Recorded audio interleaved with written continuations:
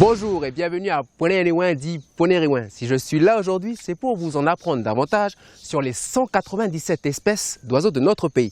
Pour cela, nous allons nous incruster dans une formation d'écoute des oiseaux terrestres. Une formation dispensée par la Société calédonienne d'ornithologie, la SCO. Depuis 49 ans, cette association observe nos amis à plumes, regroupe des données sur eux et réfléchit à différents moyens de les protéger.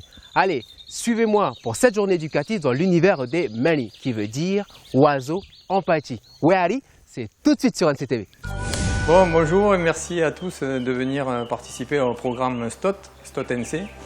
Donc il faut être capable de connaître aussi certaines parties des oiseaux. Ah, petite interruption.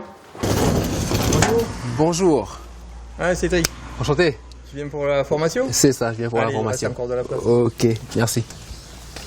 Les petits crayets quand ils jouent aussi. Et c'est des trucs, c'est juste la différence entre le chant et le... Je dis un chant, en général la phrase est assez longue.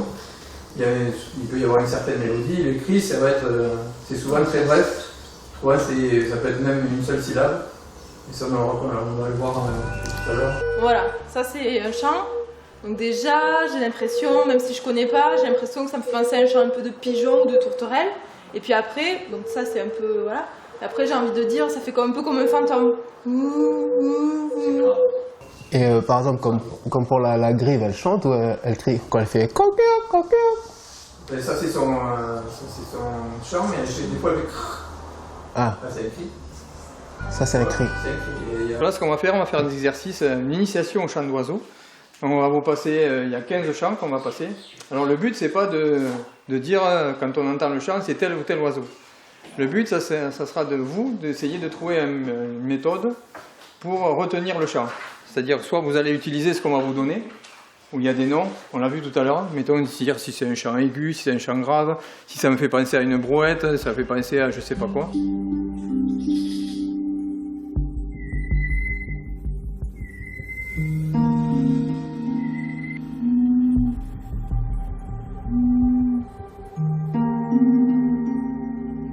Alors, voilà, ça va être la correction. Bon, celui-là, quel numéro? 8.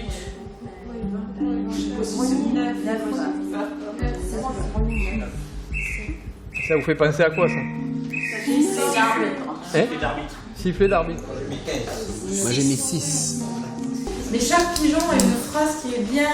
Donc le colibri fait ouh, ouh, ouh. D'accord, c'est pas le même Voilà, rythme. l'Indien, il y a la phrase, elle est toujours comme ça, et le pigeon vert, il va faire ouh, ouh. Et après le doudou, il va faire ouh, ouh, ouh, ouh. Voilà, le truc qui rebondit comme ça. Et en fait, c'est le même son. C'est le même thème en fait, ce qu'on disait tout à l'heure. Le même thème, Le même mais la thème, mais phrase peut être différente. différente. Donc là, pour tout ce qui est pigeon, il faut vraiment que vous arriviez à retenir la phrase en fait. C'est quoi? Comment vous l'avez décrit? Diversifié. Intéressant tout ça. C'est pas facile, hein? C'est pas facile du tout à reconnaître le chant. Ouais, des oiseaux. Ça dépend des chants. Des chants, ça va être très facile. Ouais. Des chants, ça va pas être... Oui Thierry, ce matin on a assisté à la première session de formation. Pourquoi faire appel à des bénévoles? Bon, mais on fait appel à des bénévoles parce que cette formation, c'est pour suivre l'évolution des oiseaux sur tout le territoire, c'est-à-dire toute la Calédonie. Et sur toute la Calédonie, pour pouvoir faire ce suivi, ben nous, avec le peu de salariés qu'on est à la SCO, on ne peut pas suivre tout ça. Donc on a besoin de bénévoles qui soient formés pour après pouvoir aller faire ces comptages d'oiseaux sur l'ensemble du territoire. Et pourquoi ce comptage? Alors ce comptage, il va servir à voir l'évolution des populations d'oiseaux et après plus loin à essayer d'avoir l'état de santé des oiseaux et donc après l'état de santé de la biodiversité.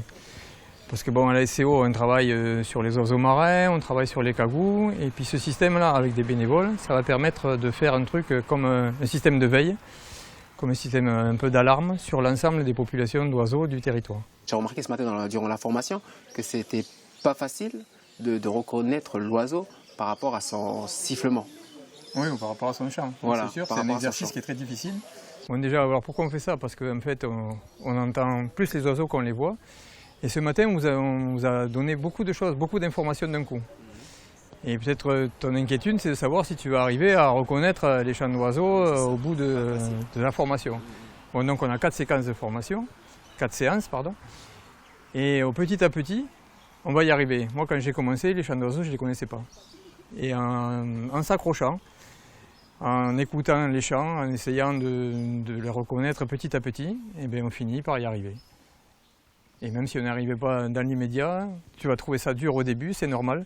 Il va sûrement se passer à un moment ou un autre un déclic, où ça va commencer à rentrer. Et à partir du moment où tu as quelques chants que tu commences à enregistrer, c'est plus facile de les apprendre. Et bien sûr, il y a du travail. On a 4 sessions de formation, mais il faut aussi du travail personnel. Écouter des CD, regarder les documents qu'on vous a fournis. Mais tout le monde peut y arriver, il faut de la volonté et de la persévérance. Vivement cet après-midi pour qu'on mette tout ça en pratique. En attendant, je vous propose de suivre sur le terrain le travail des bénévoles de la SCO pour la sauvegarde des pétrels. Ces oiseaux nicheurs, qu'on appelle aussi les puffins, vivent en colonie. La plus importante communauté se trouve sur une des plages de la presqu'île de Pindaye. Chaque année, pendant la saison de nidification, la SCO recense les nids. Direction la côte ouest pour tout savoir sur eux.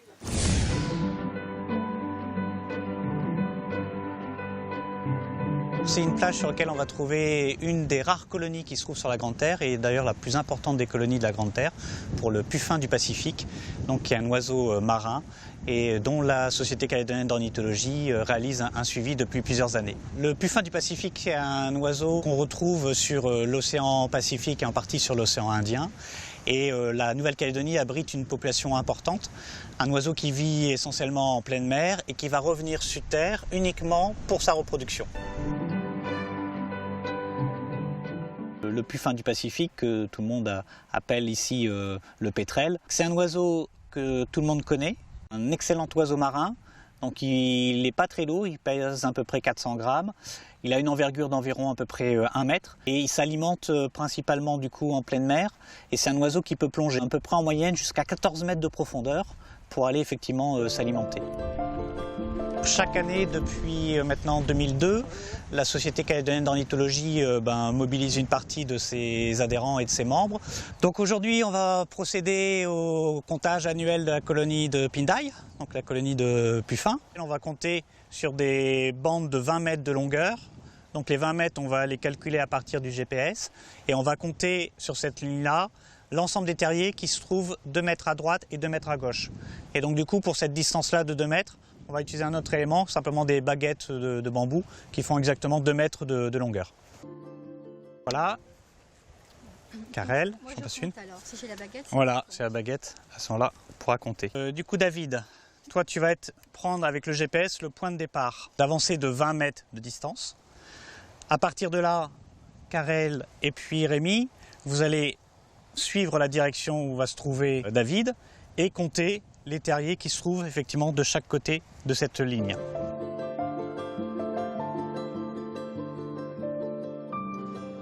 Donc là on est sur la zone de la colonie qui est le secteur où il y a la plus forte densité. On le voit d'ailleurs là ici déjà d'un point de vue visuel. Toutes les petites buttes où on voit du sable blanc qui est présent, sont des entrées de terriers. Sur cette colonie-là, il y a eu un travail qui a été fait grâce au soutien de la province Nord, qui a été d'installer des petites barrières pour éviter que les gens éventuellement n'arrivent avec leur véhicule sur la colonie en question, puisqu'elle est vraiment proche de la plage. Une des menaces principales par rapport aux puffins, ça peut être la fréquentation humaine. Et on peut très facilement, malencontreusement, faire effondrer une galerie. Le deuxième élément aussi, c'est malheureusement les chiens qui ne sont pas forcément tenus en laisse. Et un chien qui divague dans une colonie de puffins peut facilement, même par jeu, détruire une quinzaine ou une vingtaine d'oiseaux. Il y a un autre élément aussi qui peut amener une menace, c'est ce qu'on appelle la pollution lumineuse. Parce que lorsque les jeunes vont prendre leur premier envol, ou même des fois les adultes, ils peuvent être impactés par la pollution lumineuse et venir percuter un lampadaire. Et c'est un oiseau qui, une fois reposé au sol et lorsqu'il n'est pas sur sa zone de colonie, a énormément de mal pour pouvoir redécoller.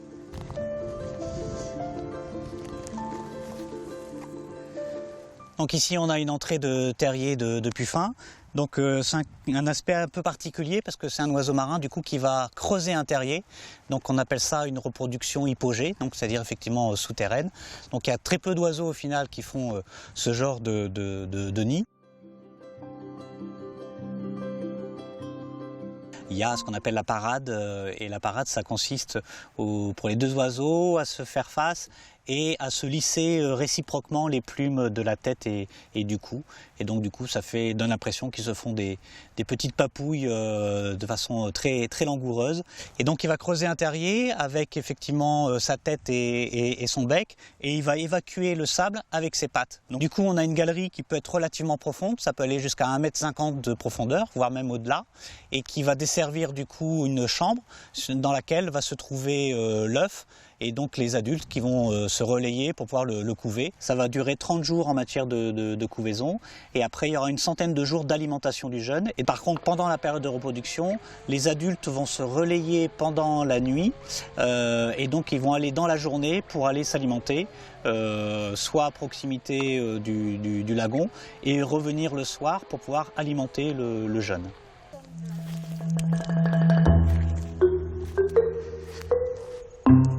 On entend, il y en a qui sont à l'intérieur. Le puffin émet des chants qui sont assez caractéristiques. Donc c'est des sortes de gémissements. Alors on les compare souvent à des pleurs de bébé. Ça fait un bruit du type... Il n'a pas forcément une bonne image auprès des gens à cause de ces chants qui sont des fois pas acceptés. C'est vrai qu'il y a des légendes qui tournent autour de ces oiseaux, et ça revient à la question de leur chant, et où pour certains, ça peut être un peu le diable qui est présent et qui s'exprime par le biais de cet oiseau. Donc il a aussi toute une dimension symbolique qui est présente, et qui est aussi du coup très, très intéressante, et qui le rend aussi encore plus attachant au final. Okay. Voilà, donc on part direction plein nord. Ouais. Donc du coup, là, on est au niveau coordonnées à 763, 82, 40, et on va avancer jusqu'à 60, donc une bande de 20 mètres. Du coup, je le note dans... Alors là, c'est pas détruit, mais simplement une galerie. Donc j'ai compté 53. 53, oui. Terriers. D'accord. Du coup, 53 terriers là, ici, sur ce tronçon. Voilà, ça correspond à peu près aux chiffres qu'on avait sur les années précédentes, hein, pour la partie la plus dense au niveau de la colonie. On arrive à peu près à une estimation aux alentours de 13 000 terriers qui sont présents sur la colonie. Et donc ça constitue du coup pour la Nouvelle-Calédonie, et en particulier pour la Grande Terre, une des colonies les plus importantes. On va observer les oiseaux, puisque là certains sont présents dans les terriers, mais on va arriver sur la nuit tombante, et là c'est là où ils vont tous arriver. Donc on va se rapprocher de la plage pour pouvoir les regarder. Oui, je vois, ils commencent à arriver.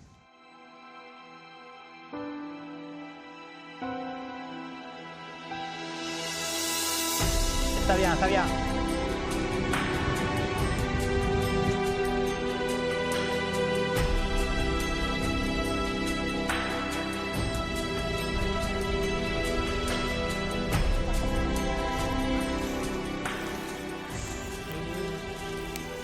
Tu vois là, il y en a qui viennent d'atterrir là. Hop. Hop, vérification. Allô 1, 2, et on va brancher. Donc ça, c'est une petite caméra de télescope, voilà. Donc là, si je mets mon doigt, voilà, on voit mon doigt qui est devant la caméra. Et du coup, ça va nous permettre d'aller voir l'intérieur du terrier.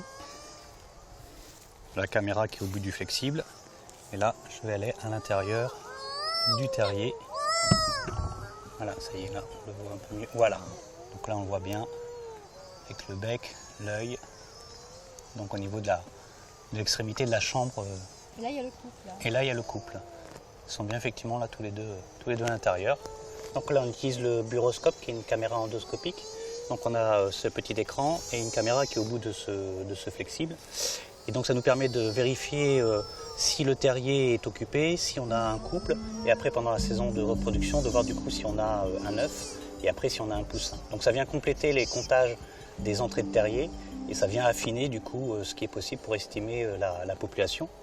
Et en même temps, ça nous permet de voir aussi un peu quelle est la profondeur des terriers, puisque là du coup sur celui-ci, on est sur un terrier qui est à peu près 80 cm de profondeur. Et parfois ça peut aller jusqu'à 1,80 m, c'est-à-dire la totalité du flexible qui rentre à l'intérieur du terrier pour arriver au fond.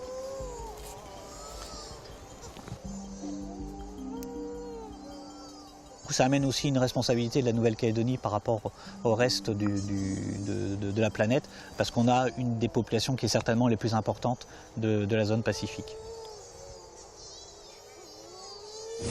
De retour dans la formation, on m'a donné une paire de jumelles et on m'a donné un petit guide pour observer les oiseaux. J'ai mon groupe qui m'attend, alors on va pas trop tarder.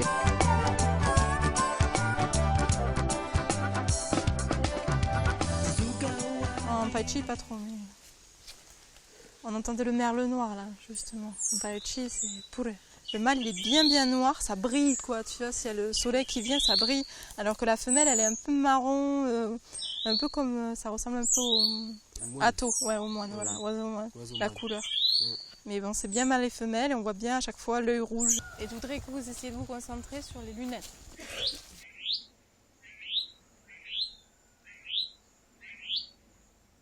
Donc ça, c'est un petit cri d'alarme ou de contact d'un monarque mélanésien ou gobe-mouche à large bec.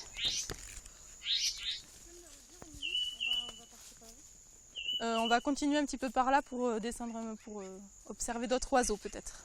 Et les corbeaux.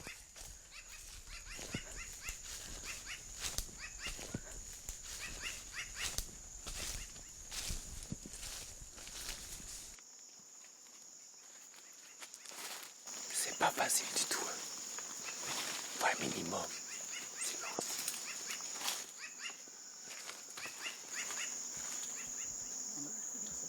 Voilà, là il vient vers nous.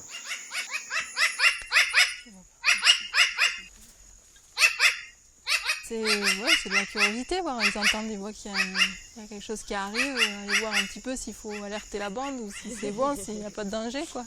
C'est un petit peu de curiosité, ils sont là pour défendre leur territoire. Si c'était un autre oiseau, par exemple, ben, ils viendraient pour un peu l'impressionner, lui dire gars, là c'est chez moi. Souvent ils sont territoriaux, après ça dépend des périodes de l'année.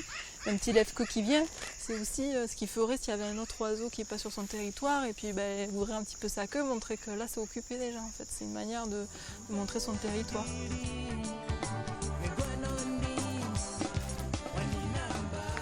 T'as réussi à le voir ou...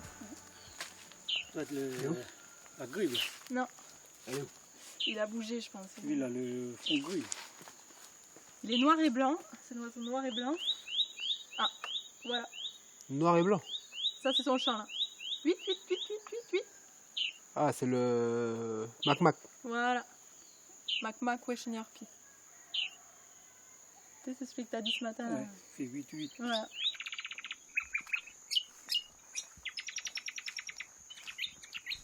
Et lui, c'est venu comment cette passion pour les oiseaux?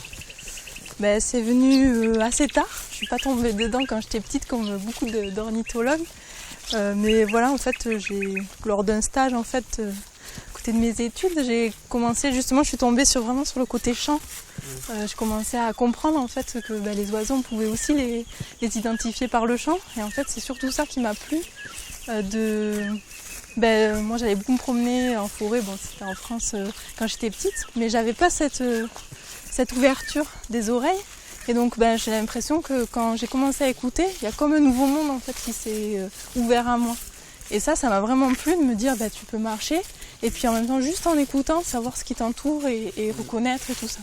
Et donc voilà, c'est vraiment le côté chant qui m'a plu.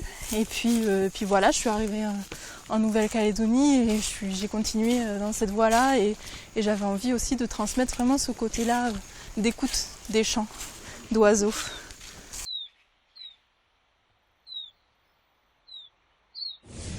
Observer les oiseaux, certains bénévoles le font déjà. Nous nous sommes rendus à Poum, chez Jean Broudissou, qui lui observe depuis 13 ans le canard à sourcils. Ce canard est présent dans tout le Pacifique Sud. Il fréquente les zones humides variées, comme les marais profonds et avec de la végétation dense. C'est justement près d'une mare que nous les avons trouvés. Regardez.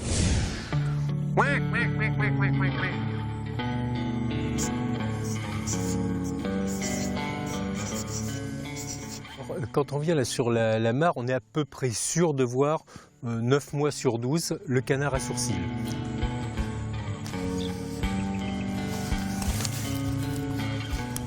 Donc ici on est envahi par l'eau de mer de tous les côtés, donc l'eau douce ça fait du bien un petit peu, surtout en période sèche.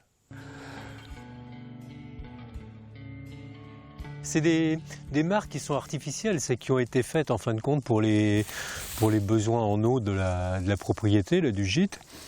Et donc ça attire systématiquement tous les oiseaux qui viennent. Le canard à sourcils, quand on est arrivé à Point-Gamme il y a 13 ans, on voyait quelques canards à sourcils, il y en avait peut-être, je sais pas, 5-6 couples, quoi. Il y a 2 ans, on en avait compté 40 couples, et là, aujourd'hui, je suis sûr qu'il y en a beaucoup plus que ça, quoi. Là, je comptais hier, il y en avait déjà beaucoup. Là. Je disais que c'est un plaisir de voir tous ces oiseaux là sur la mare, quoi. Ça crée de la vie, ça crée de... C'est sympa, quoi.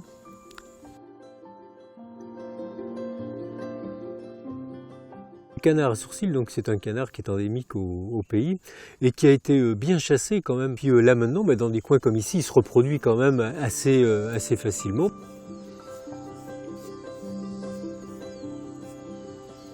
Les petits sont dans ces roseaux, dans les joncs, les jacinthes, tout ce qu'on peut avoir.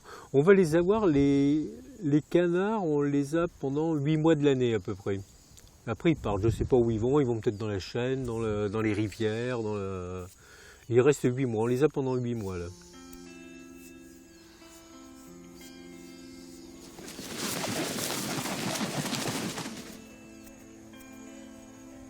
Avec les gens du coin, c'est vrai que quand on est arrivé, c'était pas les gens sont chasseurs dans l'âme, donc ça n'a pas été très facile de faire comprendre aux gens qu'ici, là maintenant, c'était un endroit où il y avait beaucoup de touristes qui venaient, donc il valait mieux éviter de chasser, pour 2 raisons, parce que la chasse, ça a toujours un petit côté un peu dangereux, et puis pour que tous ces oiseaux puissent se reproduire. On voit là, les oiseaux, là, ils se sentent complètement en sécurité maintenant. Là. Tu vois, il y a des canards qui sont à quoi? Ils sont à 20 mètres de moi là. Hein.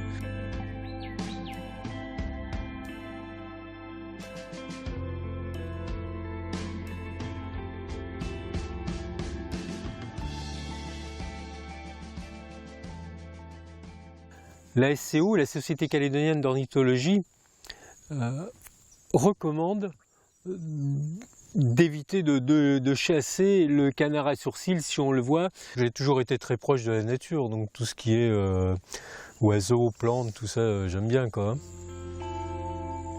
Le fait aussi de faire ce site touristique comme ça, que les gens recherchent et ce besoin, donc systématiquement ça m'a permis aussi d'apprendre, de regarder, de savoir. Faire un petit panneau sur les oiseaux, il faut chercher un peu de renseignements et c'est comme ça que de fil en aiguille, je suis venu à bien aimer.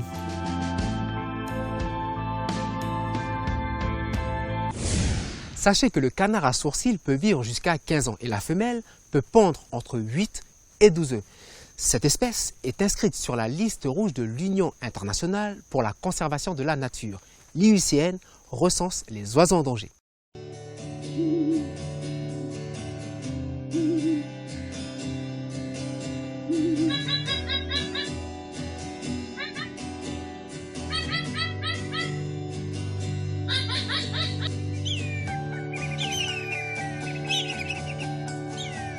Bon, mais maintenant on va faire un petit exercice. On va essayer d'écouter pendant un petit laps de temps combien on va entendre d'espèces. Pas forcément dire quelles espèces, mais essayer de différencier combien d'espèces vous allez entendre. Ok? D'accord.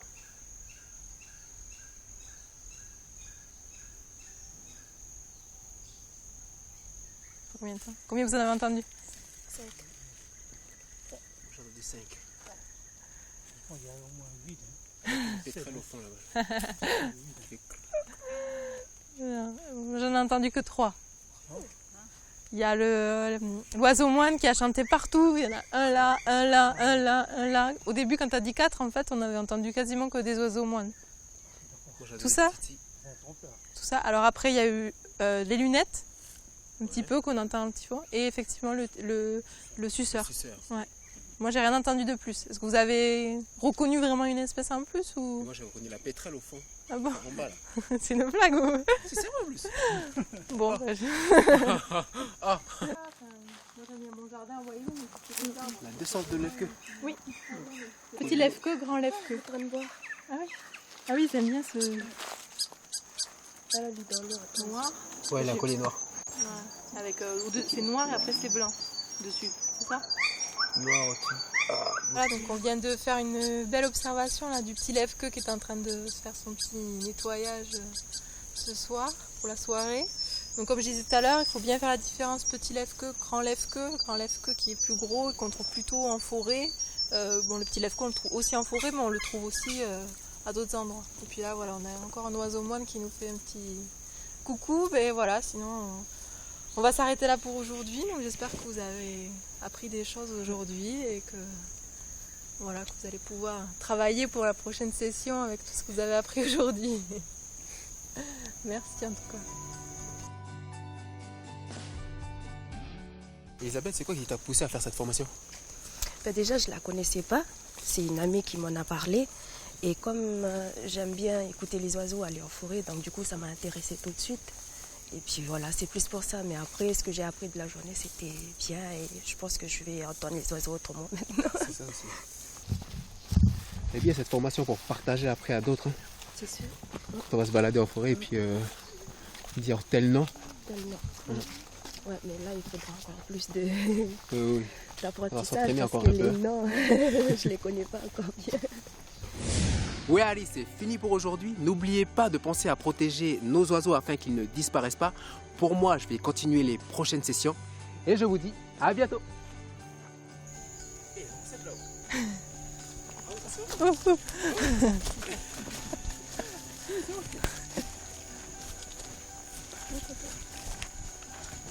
Sur son dragon, sur la branche de son dragon. Ah oui, Là. Voilà. ah oui, tu l'as bien vu.